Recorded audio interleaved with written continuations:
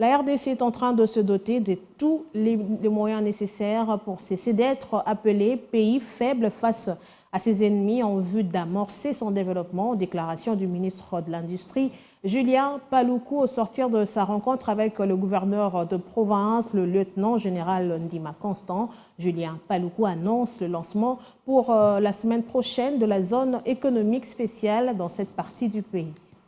Arrivé ce samedi à Goma, le ministre RD congolais de l'Industrie, Julien Paluku, a échangé avec les gouverneurs militaires du Nord Kivu, le lieutenant-général Ndima Constant.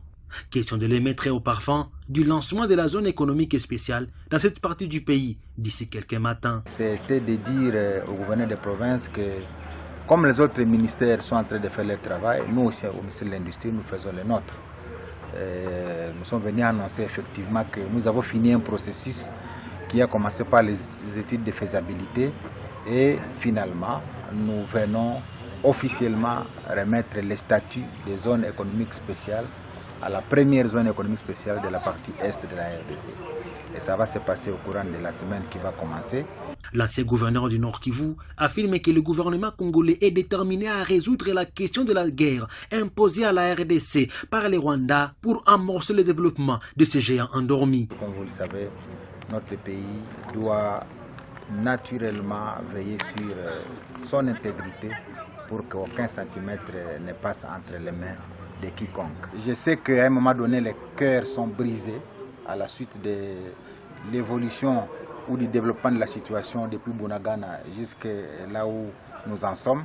Les cœurs se brisaient, les gens n'ont plus d'espoir parfois. Mais je sais que comme nous avons été avec cette population depuis les années 2012, lorsque la même chose s'est produisée, eh bien, je dois faire nourrir de l'espoir à cette population. Ce qui est arrivé, c'est déjà vu, mais ce n'est pas la fin du monde. Je suis, moi, confiant qu'on n'est jamais fort tout le temps et on n'est jamais faible tout le temps. Et la RDC de Félix Antoine Tshisekedi est en train de se doter de tous les outils nécessaires pour que la RDC demain cesse d'être appelée un pays faible. Julien Paluku appelle la population congolaise à avoir confiance en l'armée et au gouvernement pour faire face à cette guerre d'agression.